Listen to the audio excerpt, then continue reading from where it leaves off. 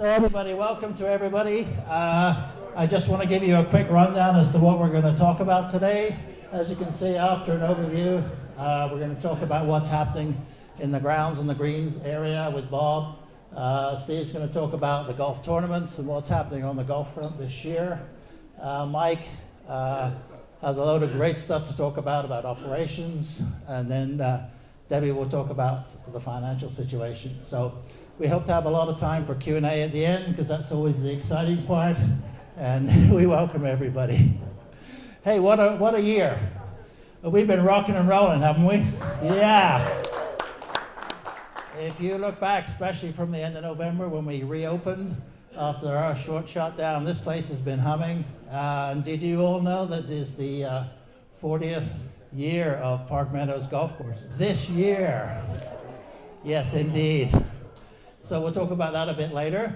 But first of all, you know, everything's been going so well, and that just doesn't happen, right? There's a lot of people I'd like to thank, first of all, on your behalf, as all the members. And the first of those is Mike Councilman. Come on, Mike, where are you? Yay! Mike has stepped in and done a fabulous job already as our general manager. And, you know, we went through the selection process, and we all knew this was the right guy, and we hope he's here with us a long time, but he's been doing a fabulous job. And then if you look back over the last 12 months, what have we done? We have probably the best golf course in the country. The condition was fabulous all last summer. We all enjoyed it. We had great golf tournaments, well organized. We had an increasingly large number of people come in to dine here as we got the quality of the food and the service continued to improve. We got people for the social events, very, very well attended. We got the pool, we got the locker rooms, we got pickleball, we got everything going. And of course, we got the finance and admin folks in the office here looking after us all. So overall, the staff have done a phenomenal job, and I really want you to put our hands together for the staff, and they're around here in general.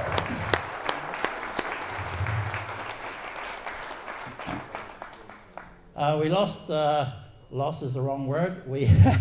A couple of folks came off the board this year, and I'd like to say thank you to them. They're Andy Bryant and Steve Maxwell. Andy gave us over 5 or 6 years his business acumen, and ran the finance committee and did a great job as vice president.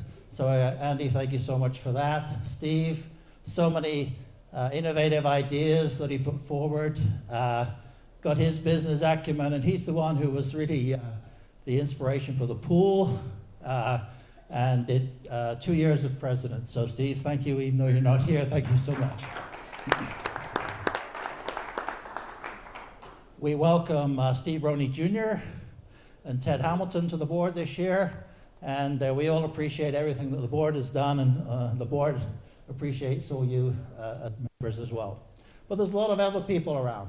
I'd like to thank all those on board committees, those who worked on social events, worked organizing the golf outings, and I think the PMLA presidents and all the organizing staff of the PMLA did a fantastic job. We appreciate everything you did from your side of the fence, and also the ski organizers, great ski club that we have, pickleball organizers, and we say thank you to all of you who have been volunteering to help the club this last year. Thank you so much. And there's a couple of other groups I'd like to say thank you to. And many of you don't know how much we owe to the past presidents. There is actually a plaque over here on the wall. There's a trivia question. There are actually 2 of the small little plaques on the wall that are in the wrong order. And I'll let you have a look afterwards and see if you know who they are. But we'll be getting that fixed. This group of folks over the years has brought in market-based pricing. We thank them for the renovation on the clubhouse, the pool we mentioned, negotiating our debt, and so many other things that the past presidents have done. So if the past presidents are here, I know we have several, will they please stand and be recognized?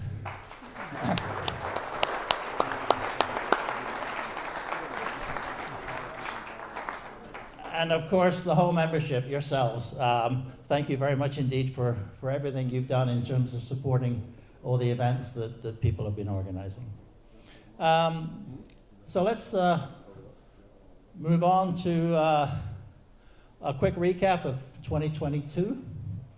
A tough year from an inflation perspective, from labor cost perspective. We all know that happened with not only our servers, but our folks out laboring in the outside on the golf course. And thank you to all those involved who did a great job of overcoming that. Obviously, not easy, but we managed to make it all work and came through with a good financial position that we'll talk about later. We have a number of new members again, so thank you very much for the new members. Quick show of hands, new members that are here in the last 12 or 24 months.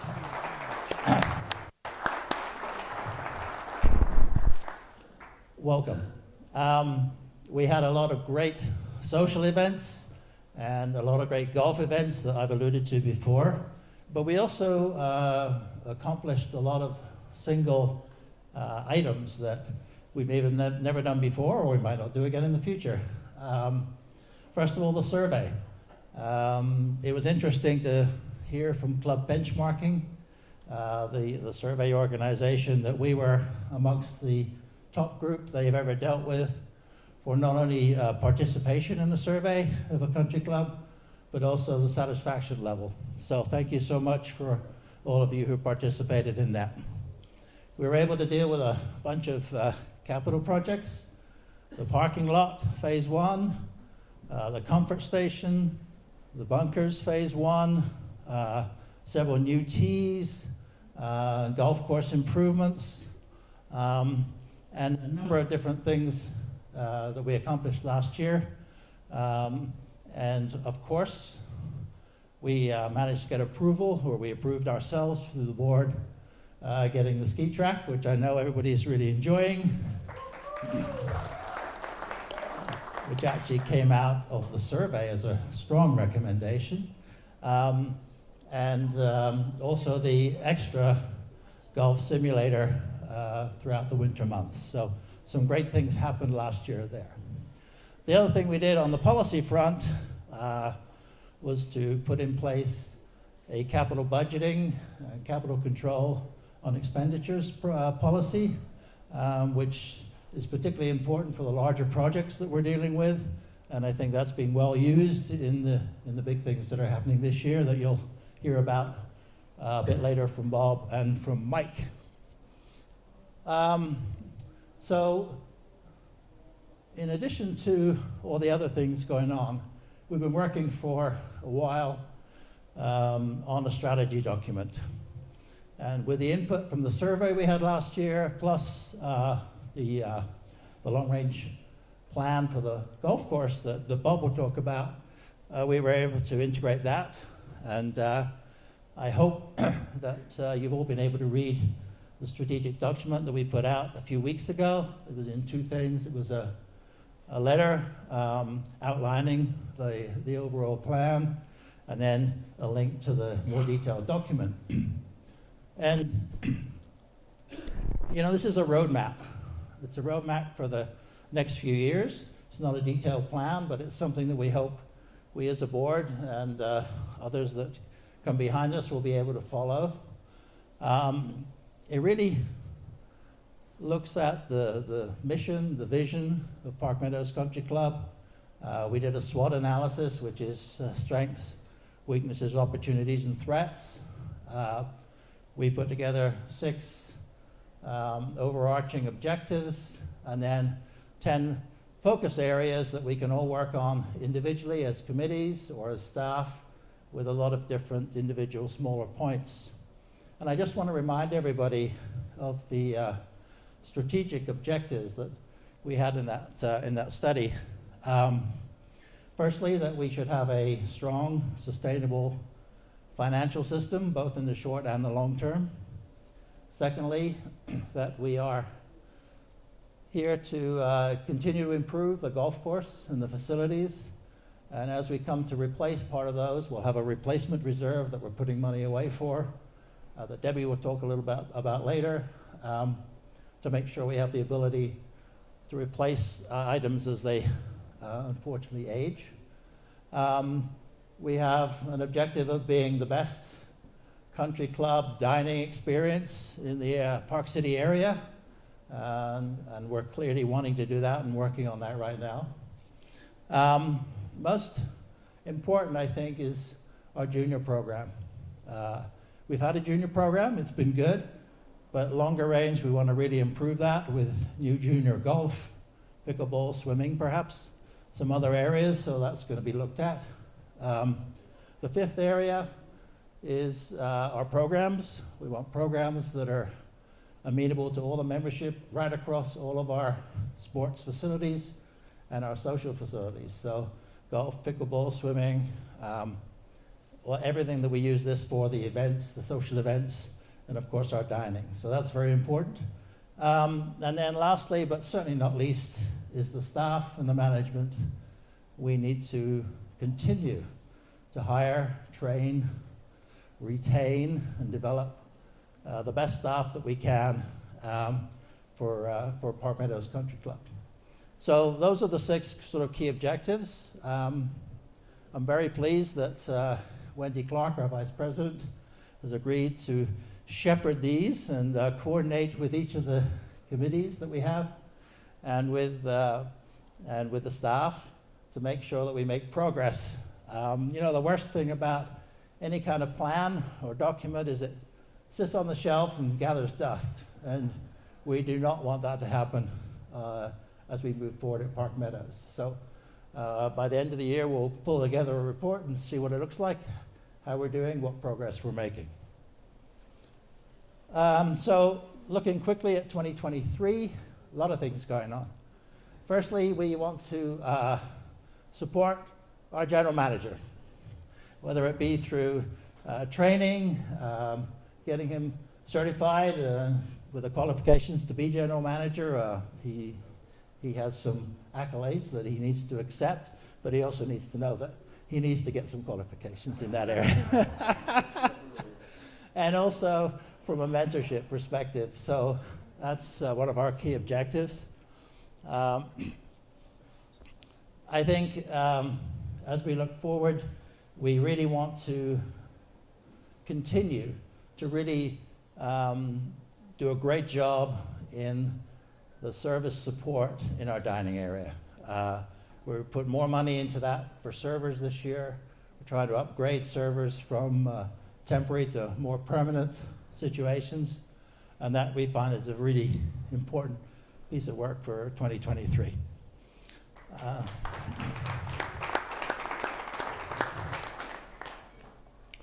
We also want to produce the same kind of star-studded programs that we've had in the past from a social perspective, golf perspective, all of our sports.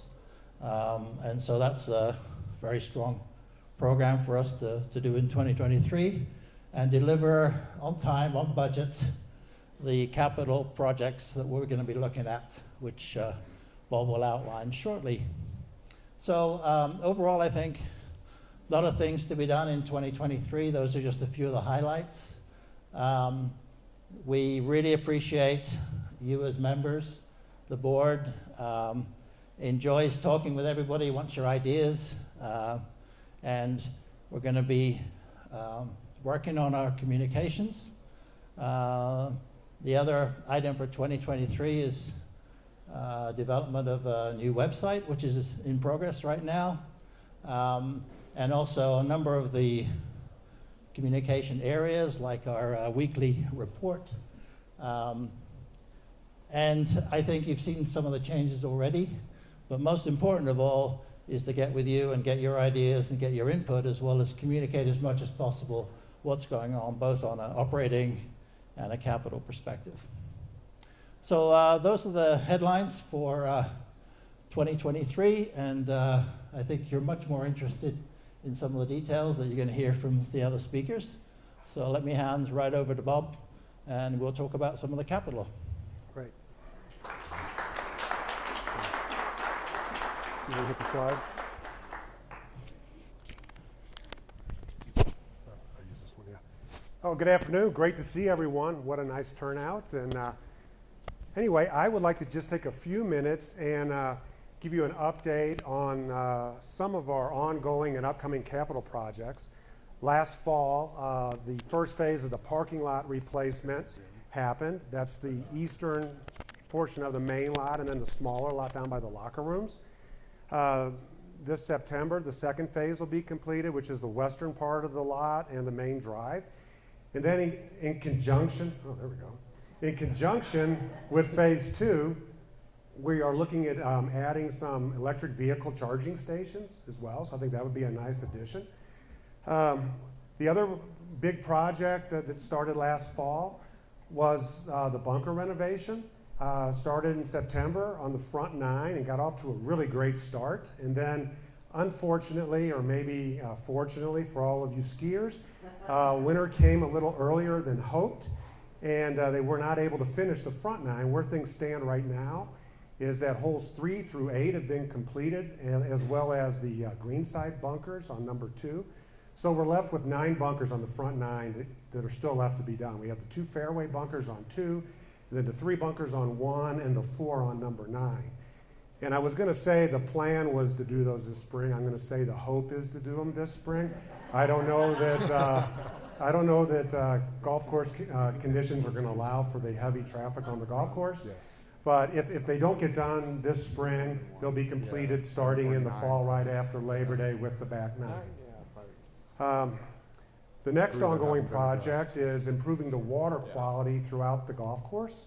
Last year we commissioned a water study for all the waterways throughout the property.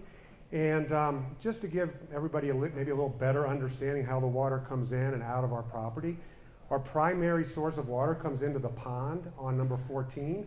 We have a smaller source into the pond on number 6. And all the water eventually ends up in the big pond by holes 3 and 4 and exits our property by the 3rd green. But the biggest takeaway from the study was we found out we had a collapsed and clogged culvert coming out of the pond between holes 2 and 8. And that culvert runs from that pond over to near the number 8 tee and discharges into a stream. Well, the effects of that clog is everything upstream of that had little to no flow. And so we're talking the 2 and 8 pond, but also the ponds at 1, 18, 17, and 16 had little or no flow. So I guess the good news is that culvert was replaced last fall. So we're very hopeful that that's going to do a substantial improvement to our water quality throughout the golf course. A second area that's been addressed is it's a pond. I call it more a swamp by the number 6 tee. We get a very inconsistent flow of water, and typically by the time we get into early midsummer, it pretty well dries up, and we end up with an unsightly, smelly mess. So we've extended a irrigation main line up to that pond, and we're going to use that to add water periodically to flush and get water moving, and we think that that should help things there a lot as well. One other project that's ongoing that's really not a capital project but is used for making capital decisions is last year the committee created a long-range plan for the golf course and grounds. And we looked at things out for 15 years, and we put different projects into 3 different buckets, 1 to 5 years, 6 to 10, and 11 to 15. And we really feel that that'll be a very valuable tool for the board and management and allow us all to be more proactive in planning for our capital needs going forward. With that, I'd like to touch base on a few of the upcoming projects. Before I get into the individual projects, I want to make one thing just very clear. These 3 projects I'm going to mention are all in their very early preliminary stages. We're still working on scope of work. We're looking if we need to phase projects or not, and then eventually start looking at pricing, and things like that. But I wanted to make you aware of things that we're looking at, and as these projects develop, we'll keep the membership informed. So the first one, and I'm going to show you some pictures, is that a major update and improvement to our maintenance facility is needed. That facility is original. As Graham said, we're 40 years old. This building's 40 years old. It's antiquated. It's kind of a disaster, quite honestly. And we also have, if you look at this picture at the top left, a lot of our equipment, we don't have room to put it inside. It sits outside. It's in the snow right now. And then the other big issue is from the outside of the facility. We have a real eyesore for our neighbors, for our members. And so we want to address the fence and get a better, higher fence, do some more screening and landscaping there as well. The next project that we're looking into is improving the front of the driving range. And here we're talking about replacing the asphalt car paths, getting rid of the old railroad ties, having a nicer steps and entrance up to the range, possibly looking at some all-weather hitting stations at the back of the range, a starter's hut, and things like that. And then lastly is an update, an improvement to our entrance off of Meadows Drive. And here we're talking new signage, lighting, landscaping. So, well, I'll leave that. Just one last thing in closing. I have a favor to ask of each and every one of you, and that favor is for patience. And when I'm talking patience, it's anybody's guess when the snow is going to melt on the golf course. It will melt, but I don't know when. We don't know when the course will be dry enough to work. We don't know how much damage winter has caused, or the animals, the voles, etc. But one thing you can rest assured is, and I don't know where he is, I know he's here somewhere, but there he is. John Haynes and his team will get the golf course ready as soon as he can. So anyway, please be patient. And with that, I'm going to turn it over to Steve to talk off. Thanks, Bob. Oh, that's loud. Yeah. All right, let's talk about golf. Good evening, Park Meadows family. Let me do the slides. All right, 2023 golf calendar is now live, so all events, tournaments, 9 and 9s, golf clinics, etc. are all available and calendared. You can also book them. 9 and 9s are booked 2 weeks out as they have in the past. The golf book is now available. It has our fees, our guest fees, that's all on the website and available to see. Speaking of schedule, our season kickoff tournament, a new tournament we're adding this year. So this will be June 11th, is Sunday. And the idea behind this tournament is to have it be as inclusive as possible. So we'll have 2 divisions, a mixed division and an open division. So you could play, the mixed division will be 2 men and 2 women. The open division is any combination you like. So it could be all men, all women, 3 men, 1 woman, vice versa. Easy. So that, again, is June 11th. We're calling it the opener for now, but we're still finalizing the format and name. We're going to do that on Thursday at the golf committee meeting, and then roll that out on Friday. So you'll hear more about that soon. Guest policy. So if you back up to pre-COVID, what was our guest policy for guests on the golf course? You could have guests anytime, Monday through Friday, and it was restricted on weekends. So with, in 2020, I believe we had 18,500 rounds, at which point we changed that policy to no guests before or after or before noon, Monday through Friday. We're now going back to the old policy. So now you can have guests anytime Monday through Friday and only afternoon on Saturday and Sunday. All right, Chemo Saudi. Anyone worried about the lottery? Me too. Here's where it stands right now. As of this morning, we had 100 people registered with what was 78 spots. So we've been working hard in the golf committee to increase that field with EJ's help, as well as Alex and the rest of the staff. We are now expanding the field to 90 teams. So what does that mean? We always have to have some sort of wait list because we need full flights, right? So right now that would put 10 people on a wait list. But if you look at last year, we got through 10 people to get 5 people off the wait list.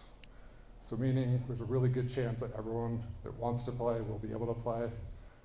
Obviously not 100% guarantee, but much better than 78. So the lottery. The lottery is this Saturday. We will draw 90 teams, and that will be the field. And then we will draw the wait list after that, and that will determine your order on the wait list. So that's the Kemosabe. Last, but certainly not least, is junior golf. So as Graham said, huge focus on junior golf this year.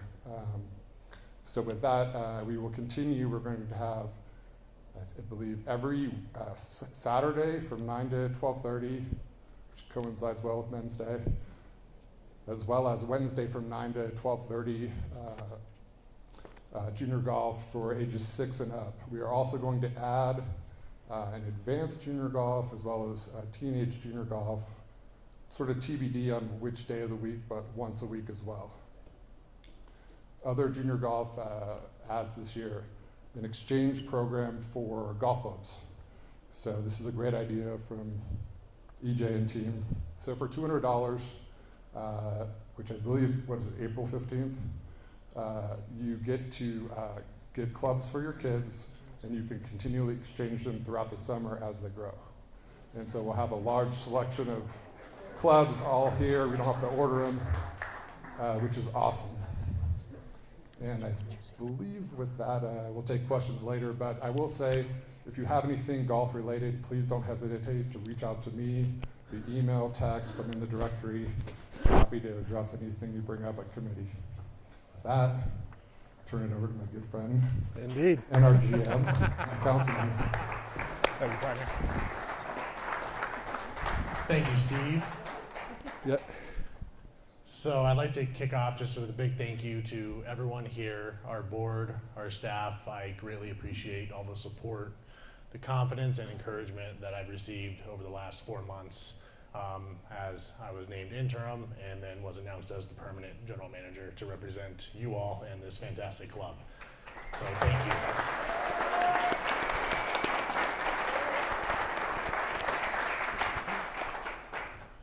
So now if I could have my staff all come up here in front with me, I would love to just make small introductions and give what is well-deserved a big thank you, because everything that goes on at this club does not happen without all these people.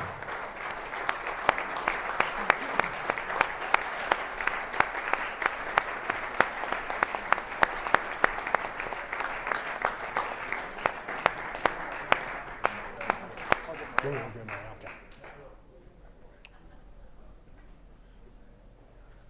He's going to get my help. Perfect. So we can start off with Eric Johnson, our director of golf and his team. Chris LaRouge, aka Swampy. Wendy Beeching, our assistant director of finance. Any statement questions? She's your gal. She can take care of it for you. John Stabler, since we're on the finance role, director of finance, took over the tab, has been doing some great things for the club. And Mitch Brooks, he's our building maintenance engineer. So anything that goes wrong with this building, he fixes. And if some things don't go wrong, he's the one that gets the credit. So, and I know I'm gonna get slack for doing Mitch over John first, but save the best for last, I guess. John Haynes, everyone knows him, loves him.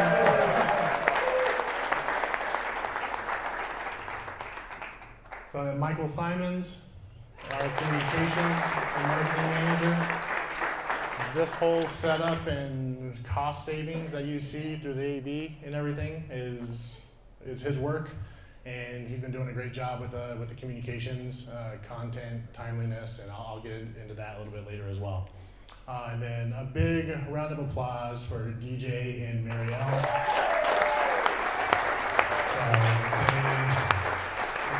I've been doing fantastic things since December. I'll go through some F&B reporting, but they've set some milestones, which is very cool to see. And I look forward to the upcoming summer with them, as well as just trying to, like Graham said, retain staff and create a better member experience through that. So once again, big round of applause. Thank you, everyone. Can't do it without you guys, so thank you. I already got mine.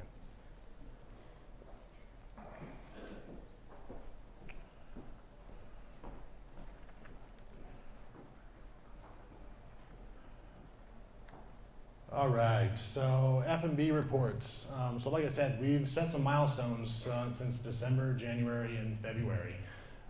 Very exciting stuff, especially coming from my end, and this being under my belt. I'm very, very proud of what this team's been able to do. So in December, compared to last year, to 2021, our net sales were up 42%. And we are, and I'll cover something else on top of once I get through these numbers. But then January was up 53% compared to the previous January. And then February, they kept it going, not as strong, but 27% higher than the previous year. So we have a really good trend going with this club, and what we're finding is the members are enjoying the experience, they're enjoying the food, but I gotta give my call out to Chef Alex and Chef Britt and their team back there. So please, yes. They're back prepping for the heavy hors d'oeuvres later. And we're also finding that, so we're doing more covers, so we're seeing you guys more on a regular basis, or just capturing some of you that maybe didn't come here as often. And we're also capturing a little bit more on your table. So what we found is that on average, people are ordering about half to an additional whole plate, whether it's an appetizer, dessert, meal, or whatnot. So overall, it has been a very, very good tip of the cap to the F&B team, especially considering that was part of the strategic plan, and the service is going to be a huge one for us in 2023, and focusing on the small things. We do a lot of the big things really well. We can get better doing some of the smaller things, and the F&B team, we're working hard, and we're capturing that. Since I'm on the topic, I am just going to go to the plugged in real quick. So plugged in, this will tie into the F&B side of things as well. Plugged in is a great resource for not only you, but for the management team and staff as well. One of the great things that I've seen come from that is only 5%, so out of 47 total plugged-ins we've received since January 1, only 5% of those have been due to a poor experience. So we're on average doing over 100 people a night at dinner. So to have 5 bad experiences over a 3-month span that were worthy enough to be written into plugged in is pretty phenomenal. And then there's another 25% that is compliments to the staff that were written about, and I pass those along to the staff that's highlighted. And then the rest are just general feedback. Hey, I was right, I was on a treadmill, it broke. This is going on in the building. But that's good. I mean, you guys are seeing the building probably just as much, if not more, than some of our staff. as you're going through. So it's very useful for us. And there's been some good things that have come out of those comments and plugged in. So keep using it. We have cards up front if you need the email address. But yeah, it's a good resource for you and me and the rest of the staff. So, dining room upgrade. Everyone was informed about 10 days ago that the dining room upgrade is full bore. We have dates set. April 10th will be the shutdown date, and Mother's Day will be the reopen date, so May 14th. If we can get things done in a way that opens up, let's say, the bar area first, then we will do everything we can to open that bar area so we have an option to come and dine here at Park Meadows. During that time, we are going to offer takeout as an option. So similar to those of us that experienced COVID through Park Meadows, the takeout options will be Wednesday through Sunday, 12 p.m. to 8 p.m. We'll just have a call in, and then we'll send an email with instructions of how the logistics of how all that looks. So some highlights. We're not going to divulge anything just yet, but I can tell you that the chairs are much lighter. In color. No, they're much lighter in color and weight. So it's gonna have a much updated refresh. It's gonna make the clubhouse look a little more modern. It's a much lighter color scheme. We are replacing the carpet, the hardwoods. Hardwood is it's a white oak, so it's a much hardier wood that will resist scratches and things as opposed to what we have now. The stain will be similar to what you see on the ceiling here. We still have yet to pick that out until we see what it looks like with the carpet, but it's pretty much a whole refresh. New tables, new chairs, new tablescapes. I mean, we're very, very excited about it. And you should be too, because I've heard about these chairs since I started here. So social events. So more milestones for the F&B team and just team in general. We've had pretty much every event since December to now sell out or be on a wait list. And when we are on a wait list, Marielle and DJ figure out a way to try to reduce that wait list as much as we can and accommodate the membership. So the F&B team, they're doing a great job, doing great events. Everyone seems to enjoy the events that we're doing, and we look forward to many more events over this upcoming year. Pool, pickleball, and fitness. So pool will probably open up before the golf course. Mitch has already dug the snow out. It's going to be Memorial Day is generally when we open the pool. We are always shooting for that as a target. I am very close to having a pool swim instructor on board for 2023, so that kids can do swim classes, swim lessons. So that's TBD, and I will hopefully have great news sometime in the next month or so with regard to that. Pickleball, Greg Liskey will be coming back he was our pickleball instructor for last year. He is coming back, I think he's anticipated to come back May 1st, but it'll be the similar programming to what he had last year, and the feedback we got from that programming was really good. Fitness, so we realize that the cardio equipment is getting dated down there.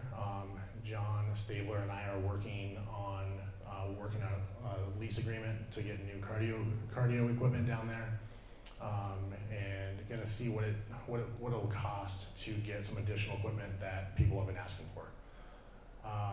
So that is another TBD item that will come out with an announcement, hopefully within the next month or so.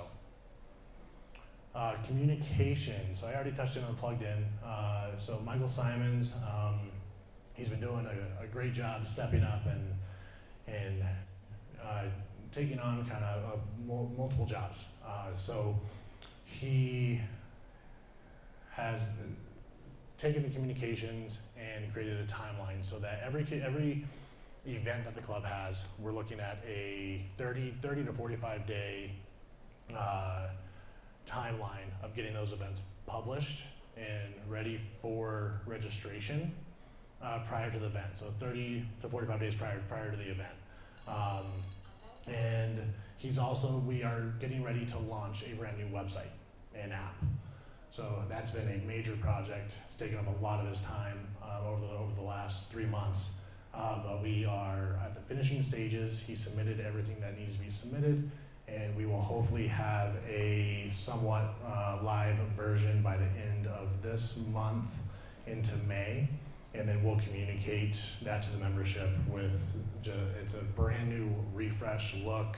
And the whole idea was to take the click points and to minimize them. So there will be a new layout that will be easier to navigate for the membership as well.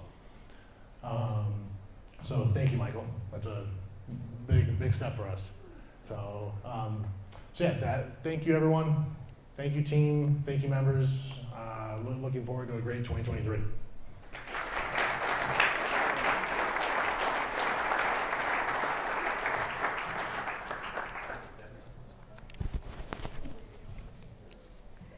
All right, and now for the numbers. First of all, I just want to make sure that you're aware that the 2022 financial report was posted to the Park Meadows website about a month ago. And there's a lot more details and insights in that report than I'm going to give you here, so I really encourage you to take a look at that. In highlighting these 2022 financial results, I'm going to focus on 3 areas: operating results, capital activity, and the balance sheet. So before we jump in, I'm going to try to make this as painless as possible, so hold on to your hats. Here we go. First of all, the 2022 operating results. As Graham said, 2022 was a solid year with a couple challenges. Income from operations before depreciation expense was just under $800,000, which was about $250,000 under budget. There are 3 budget variances I'd like to talk about, two unfavorable and 1 favorable variance that pretty much net to that difference. The first was compensation. And it's important to understand that the compensation-related expenses account for about 65% of our operating expenses. So it's really a very significant component. The wage inflation in the economy and the particularly intensively competitive labor market in Park City negatively impacted our compensation expenses. When we identified and determined these conditions were not temporary, the board and management made intentional decisions to deviate from budget. We put together compensation packages that varied from budget where we needed to, and just made sure that we were competitive in the market. Our priority in doing this was to make sure we had sufficient both quantity and quality of people to meet the member expectations. The second negative variance came in the food and beverage costs. The general inflation impacted those costs negatively. As we identified that trend, we took 2 actions. First, we more closely monitored the food and beverage costs, and second, we made modest adjustments to the menu pricing. Both of those favorable impacts from those changes came through towards the end of 2022, and they continue to be seen early 2023, and we will continue to monitor that closely. On the favorable budget variance side, we invested in CDs during 2022 to take advantage of the increased interest environment. And so we had a $50,000 favorable budget on the interest income. All right, moving on to capital activity. An important thing to understand about capital activity, and even the way that we manage our finances here, is we really manage our finances in 2 buckets. We have the operating expenses, the operating activity that I just talked about, and we also have the capital activity. And we really do monitor, whoopsie, I hit something I wasn't supposed to hit. Michael will fix that. And so we manage those separately.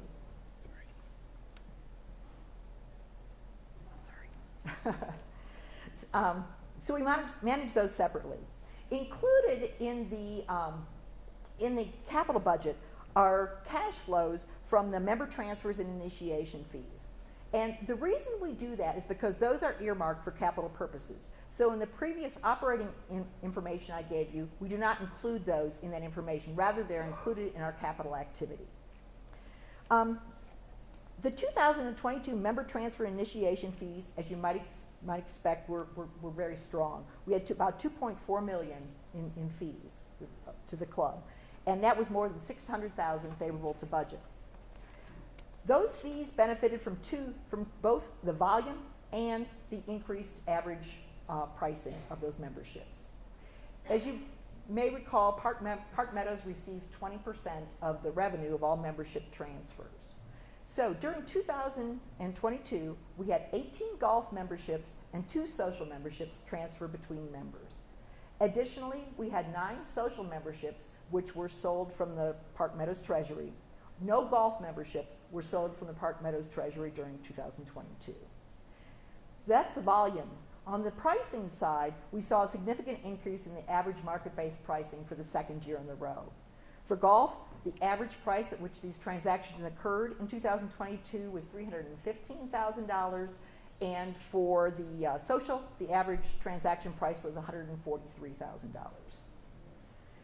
Capital expenditures were about $1.3 million during 2022.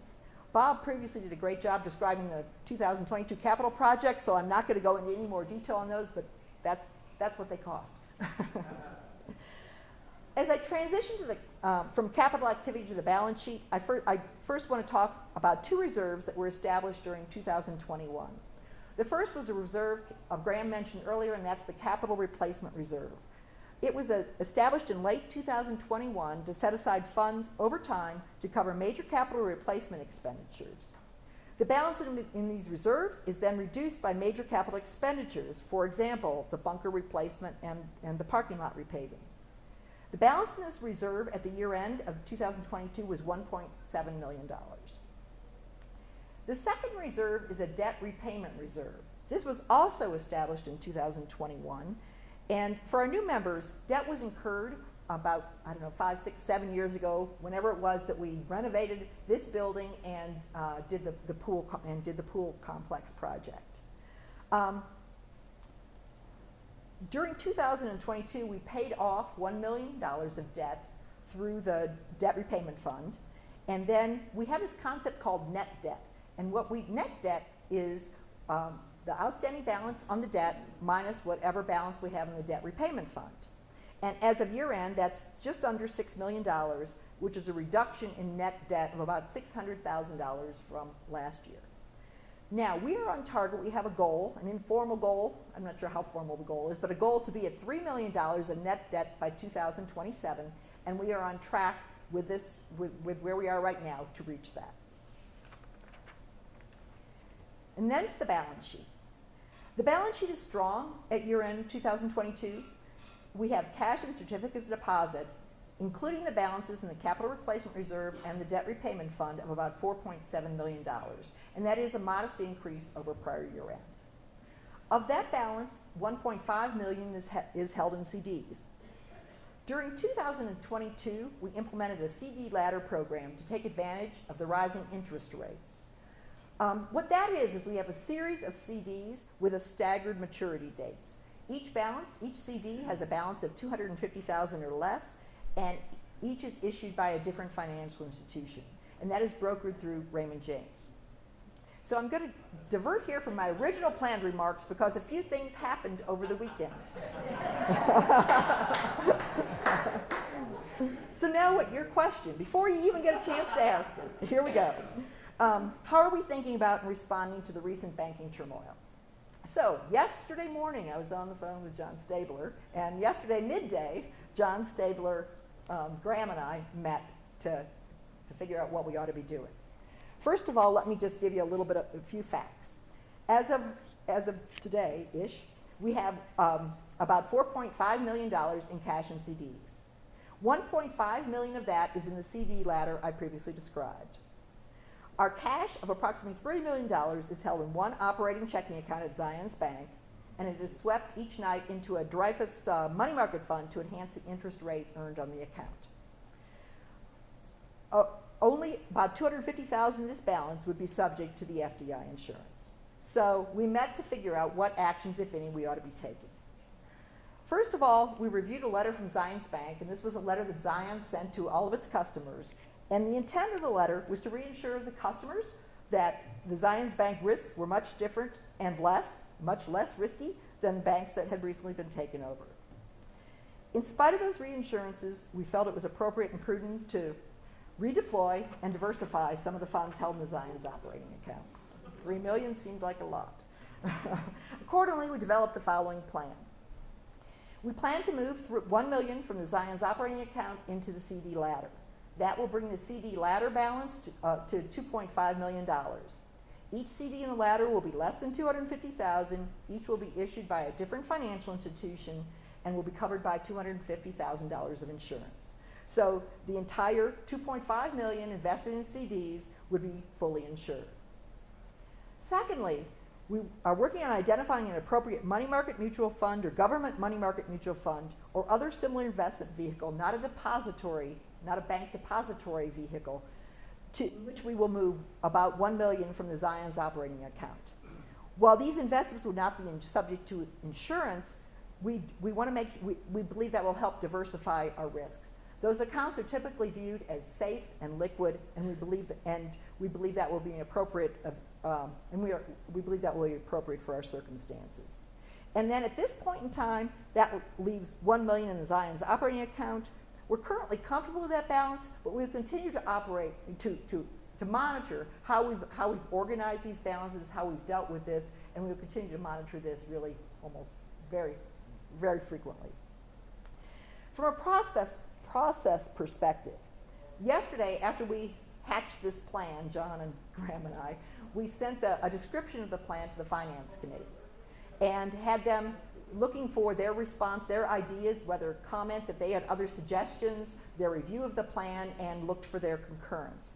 All the members of the Finance Committee have concurred with the plan that we're embarking on. I also, Graham doesn't even know this yet, but but I would have told you. But during the cocktail out there, I was out there making sure that our executive committee was on board, and the executive committee has approved the plan. And between board meetings, the executive committee has the authority to take such actions. And the executive committee, which is Bob and Wendy and Graham and me, now has approved the moving forward with the plan. So we will ask John Stabler to proceed as quickly as possible in implementing the plan.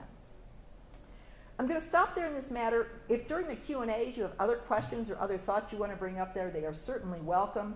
And I'm happy to elaborate on, we had a series of objectives as we went through the options that we talked about among ourselves about what criteria we wanted our strategy to satisfy. And I'm happy to share those or answer any other questions you might have about that plan.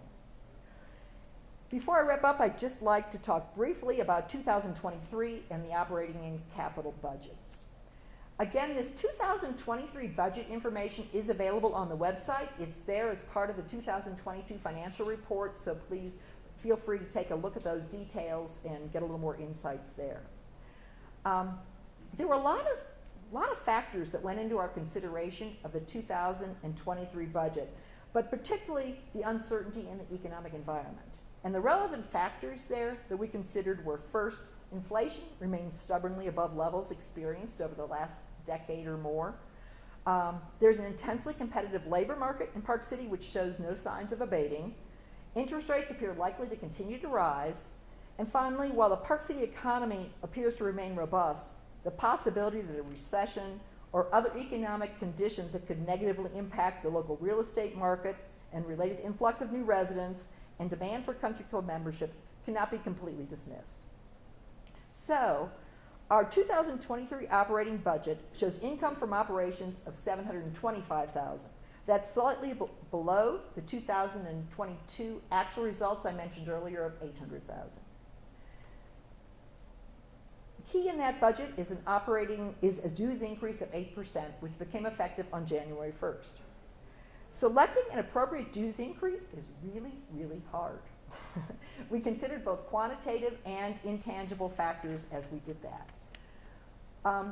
Subsequent to preparing the budget, certain benchmarking information became available to us. And that was a benchmarking information where we received dues information, both dues increase and total dues information from area clubs, from a handful of area clubs.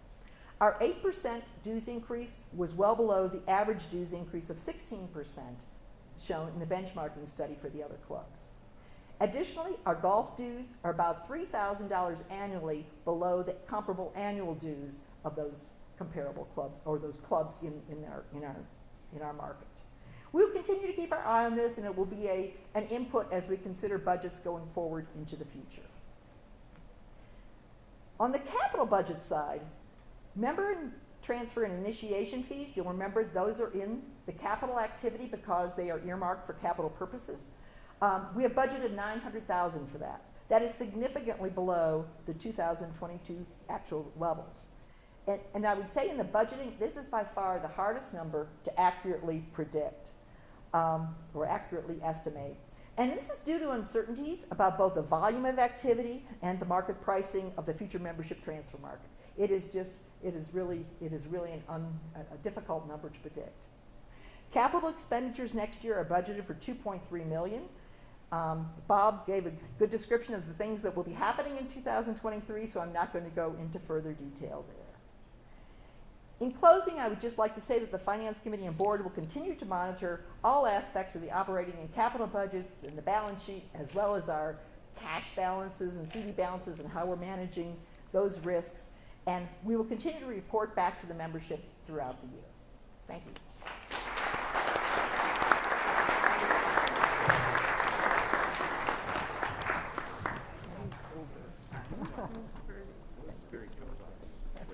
There was a lot of stuff. Thanks, everybody.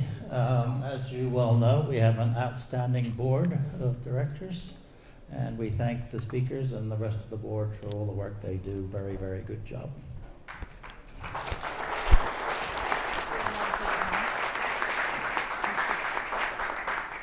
So we'd like to open it up now for questions.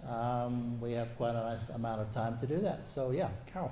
I'm just interested in the current sale list of memberships and prices. Current membership is for golf is 10 people on the sell list. Currently, we're working on people waiting to come into the club, but right now there's nobody committed. But we're working on that. And Nick, who became interim membership director with Mike, are working on a number of people that were looking to come in at the beginning of the golf season. On the social side, I think we have one. Social transfer being looked at. Again, the same situation in terms of new members coming in. So do you think you're going to have a bunch of people who want to join or buy those memberships when the snow melts? Well, we hope so.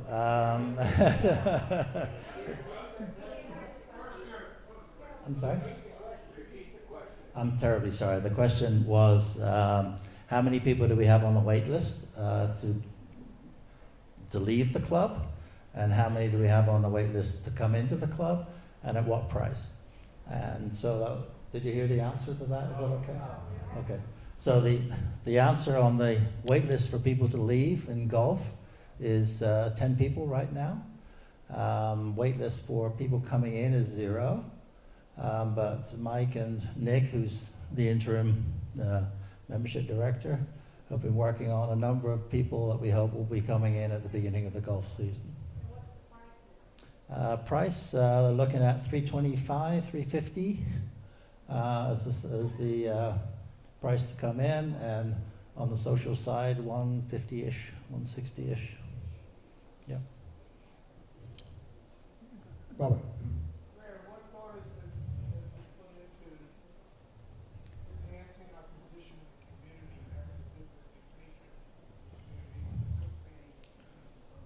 Yeah, that's one of the things that we're looking at. Mike and I are looking at.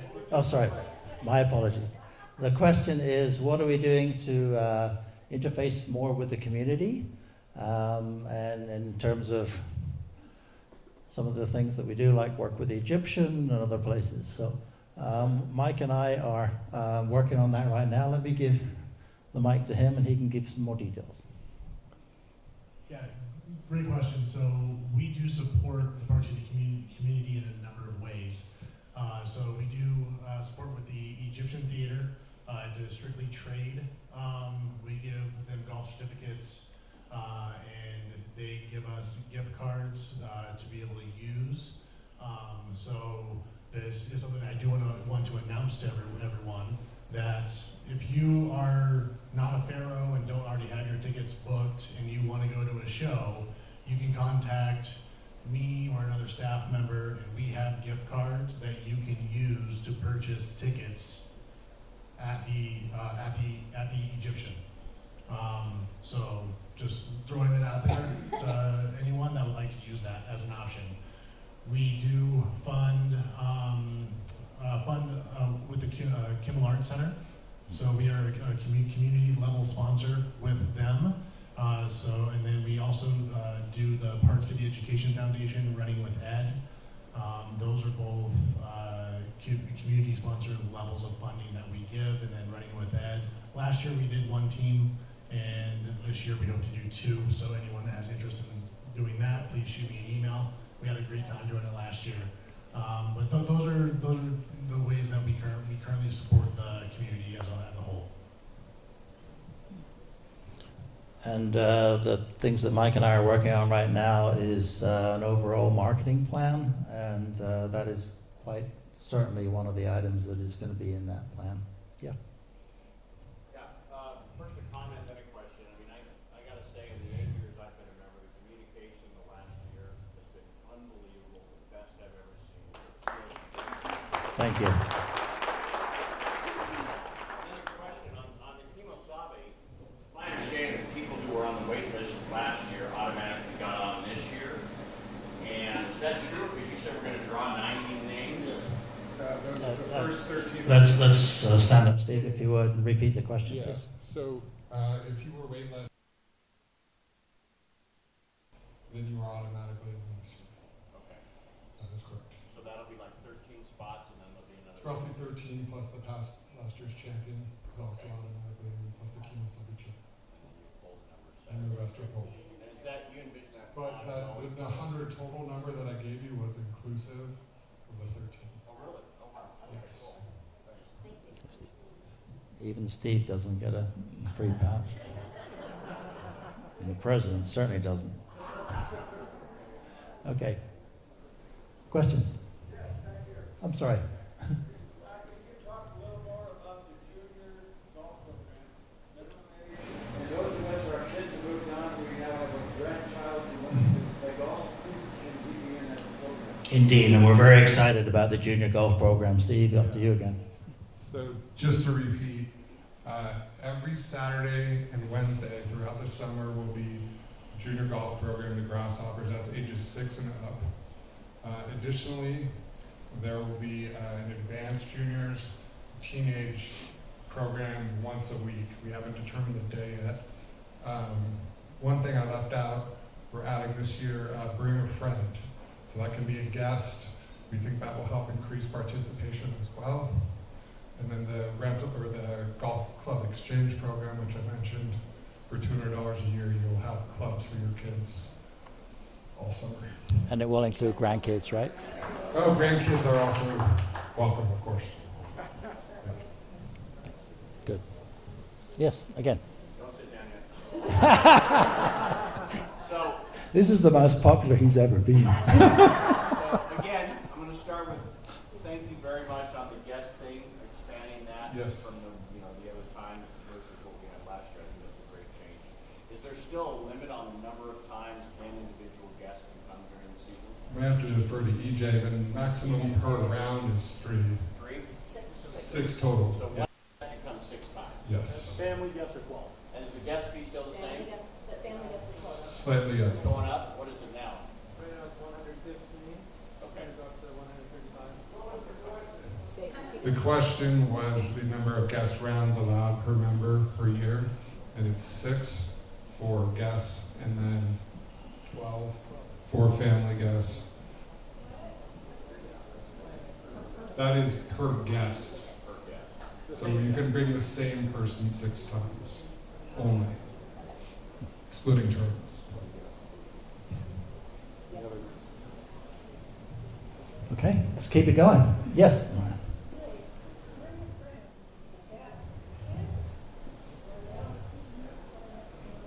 So the question is, bring a friend for junior golf, you mean? Is that?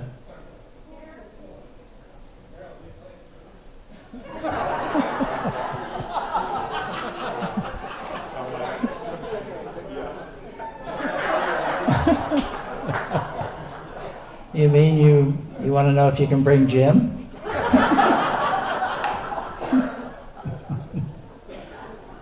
Sorry, man, I really didn't quite get the question.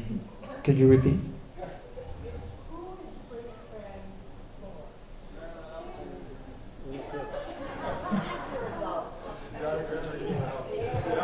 I think the question is, who is bring a friend for, right? And it's particularly for the kids. You can also bring a friend for guests. 6 times. Kids don't have to pay. Okay. Any more? Yes, please. What's the current status of the Chateau ski program, and if we ever explored anything more permanent like the Promontory Club? Okay.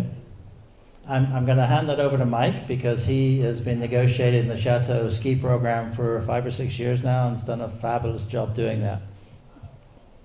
Yes, good question.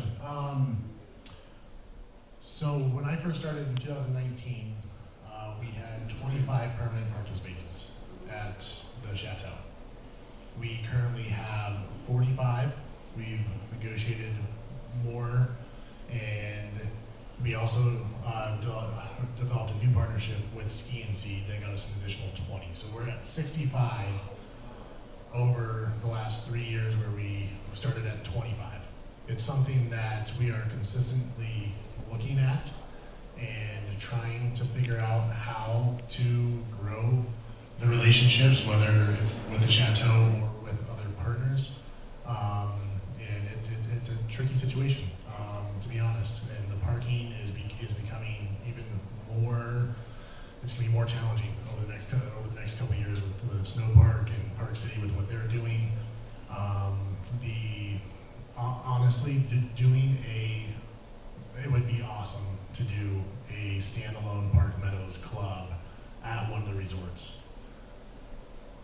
We are not in a place to be able to do that, and it's one of those things that it's on the tip of my mind every winter how we can do that, and I hope it's in our future. But for the time being, I think we need to just keep plugging along with what we're doing and try to grow the relationships that we have, and potentially figure out other game planning solutions of what maybe we can do from this club here. And so there's multiple things under consideration. It's just a matter of if we can do them or not. Follow up on that. Is your deal with Chateau multi-year, or is it year by year by year? So it was a 5-year signed contract. So I believe it's up in 2024.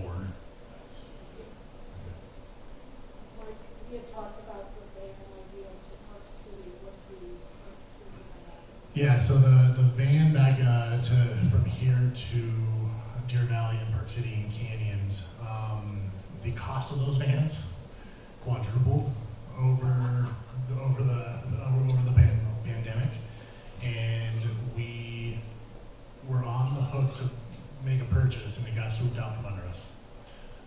So it is something that's being looked at. There is additional, it's not on the capital plan for this year. There are other things that, do need attention for that, but that idea is not lost on us, and it's just tabled for consideration. Yes? You segue back to golf.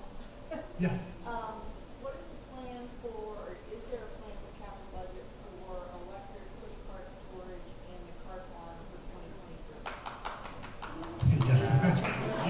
with the glory on this one, or? Go ahead. So it's the question was about electric cart storage in the cart barn. So we are looking at the solution for that. We are waiting for the company that did our bag room storage. They have an option to retrofit an area for us to be able to store, I believe, up to 20-ish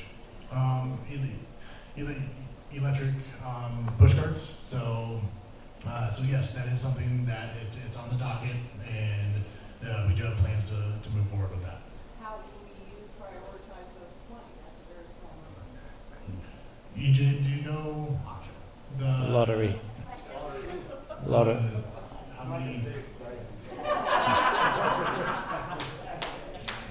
How many electric cart storage?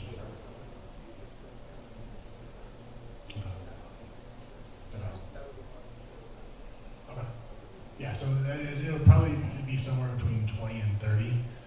I mean, based off of the electric car users, how many do you think we have? About 30-ish. So it's a start. But some of us have been asking for it for 5 years, so we. Yeah, and we've been asking for a Nordic track, and look what happened. Yes. Thanks, Mike. And of course, with the electric carts, we would not keep the batteries here. You'd have to take the batteries home with you. But yeah, that was a major step forward. Yes, sir. What's the average daily capacity utilization of the Chateau parking? What's the average daily participation in the Chateau parking? Do you know? I give you the anecdotal answer. I mean, it's not ever full. Well, on holidays. No, you're right, on holidays. So I would say it's about 80% per what we see on our end. Now, I do get photos from members of parking spaces being empty along that wall. And what I've been able to diagnose is that members that are doing that have the daily passes aren't parking along those walls. Or they may just be going up for an hour or so and not there at 9 o'clock, not there at 3 o'clock, but there sometime between 1 and 2. The addition of that half-day passes definitely eased the tension of the availability of those spots. There's probably, I mean, we were at about 60% of the days being waitlisted previous to the half-day offering, and now we're at about probably 15 to 20% of a wait list.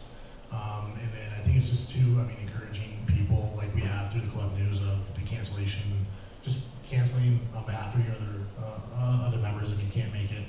And yeah, that's been a work in progress of trying to figure out how to best manage an off-site amenity for us. And I feel like we've gotten better. Not to say we can't still get better, but yeah, I mean it's a great amenity for those that use it. And for those in the crowd that may as well, I'll go ahead and address it, that don't utilize the ski side of things and are focused more on the Chateau's golf privileges here at the club. We are having a conversation with the Chateau management to make the agreement more equitable for both parties. So that is a conversation that will take place, I'm hoping over the next 30 to 45 days, before the golf season. But essentially we're going to propose just a more equitable side of things from our end, and maintaining the relationship that we have with them. Steve? Mike, first of all, I think this is the most really strategic question for the club, is how are we ultimately going to relate to the mountain? And I really appreciate what you're doing to try to make that relationship better. It's crucial to the long-term value of this membership. And I think we all sense it, and I think you're going in the right direction, so thank you. Thank you, Steve. Yes, Brad? Can you explain to the club exactly where we stand today with Chateau from their side to us in terms of their golf usage and usage of the club? Yeah, happy to. So their benefits are that they can play golf here at the club. The owners can come out, and there's one foursome per day that they're allotted. It's booked through their concierge, and they generally don't tee off till at least after 12 o'clock. They do not pay guest fees. They do not pay cart fees. They have access to the pool facility, the pickleball facility, and the F&B facility. They do pay for all their F&B items. It is done. The reservations are done through their concierge, and there are multiple times where they are told no because we're servicing our membership first. But listening to me say that, you guys can understand how it feels a little bit one-sided. The overall goal here is, like I said, maintain the relationship, but just have it more equitable to where it's just applicable to the owners of Chateau. So we have just like they have a list of our members who have parking up there, we get a list of the owners. The owners are treated as a member of the club. So they pay a cart fee, and then any guest they want to bring, they pay a guest fee, just like our members would. So essentially, we're trying to make it so that it's more limited, which keeps the exclusivity of Park Meadows while maintaining the relationship, and them not having kind of free reign of what you all pay for. Just a quick follow-up, Mike. So does that mean that any owner at Chateau has the ability to bring themselves and 3 guests per day? How does that work exactly? So let's say owner Smith and owner Johnson, they both request to play on the same day. Smith gets the nod yes because he requested first. Johnson gets a no. So it's one foursome per day. And historically, they make up no more on any given year than 2% of the overall golf rounds that are played. So it's not a huge impact, but I think it's more of the exclusivity and them not being treated better than our members here at the club. That if we can figure that side out, I think everyone will understand and be happy with the relationship that we have with them. Thank you. You're welcome. Yeah, Reed? Yeah, what's the plan on a more permanent teaching facility? I know we talked about it a lot last year, but that didn't come up at all. And then just a more permanent second simulator. So the question is, what is the plan on a golf teaching facility? Mentioned the second simulator we've had this year. So the plan that was put forward last year will not be happening. That's been shelved, I think, as most of you know. We brought in the second simulator this year to be able to see what the use in the winter would be like from a teaching perspective and use by the members. And we'll be collating that information at the end of the season. But so far, I think we're seeing probably a 50% increase in the use of the simulator. So I think that's good news. In terms of a permanent facility out on the grounds, we are looking at whether we can have a concrete pad. We're looking at whether we can have a facility that will be off to the side and not as large as the prior facility we were looking at. And that, is something that will be studied over the next several months. It's not in the short term, but we have several options that are being looked at, and we'll get back to you all when we know any more about it. But that's the situation for the moment. Other questions? Yeah. I'd like to address this to both you, Graham, and Mike, and the board. I hope I'm speaking on behalf of everyone. This is a very well prepared presentation. Very thorough, at least in my 20 plus years of being here. It's as earnest as I've seen.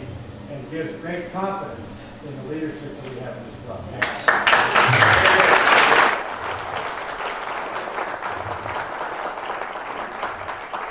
Bob, thank you, and welcome back from the Netherlands of Australia and New Zealand. Hope you had a wonderful time. But you know, we have just an amazing group of folks here at Park Meadows. Everyone in their careers has done fantastically well. We all love sports. We all love the outdoor life. We love socializing. And hopefully the insights from this afternoon have been well received and useful for you all. Mike and I and the rest of the board are always around to talk about things and get your views and opinions. And we'll continue with, as we say, the communication situation, whether it's information from us to you or information that we'd like from you. And we continue to want that partnership working. We are just members, the same as you are, and we appreciate everybody else being very supportive. And we're just ecstatic that we have Mike as our general manager. So let's do that.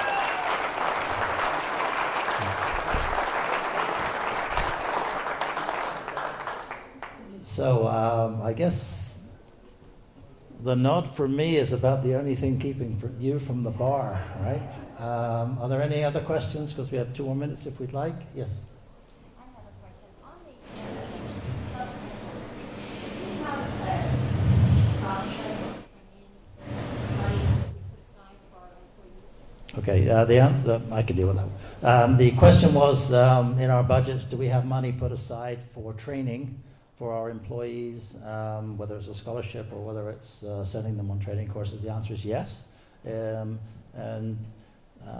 It usually gets used. It did not actually get fully used last year because of the situation, right? We were trying to keep staff and it was very difficult, but we are intending to use that this year. And it's not so much a scholarship, but it's more of a sending people on training courses, bringing people in to train. And of course we have a wonderful group of management here that are looking to train our more junior employees. So it's something we take very seriously.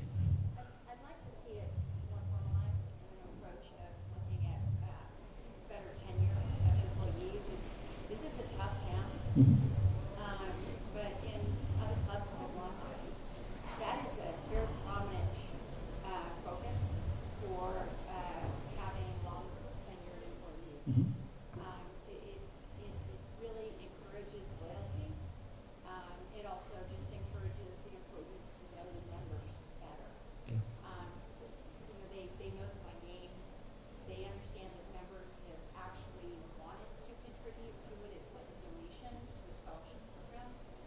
And I think we've had a lot of good employees, and obviously a lot of attrition, and that has happened just with everyone, I think, the last few years.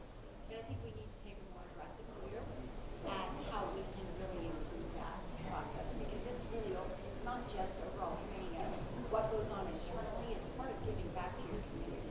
Well, I think you make very good points, and I think we'd be very interested in talking to you privately afterwards. The question was, I agree. The question, just the last question here was, what do we do for scholarships for our younger employees to keep them, train them, make them stay here for a longer period of time? And we'll take that question offline. What we have made a big drive for is to upgrade many of the staff that are on sort of temporary assignments, which is like 30 hours or less a week, and increase them over that limit so they get health and 401k type help to keep them here longer. So it is very much in the strong interest of all of us to do the same. Okay, so I think I'm hearing a move to the bar, so I officially pronounce you to the bar.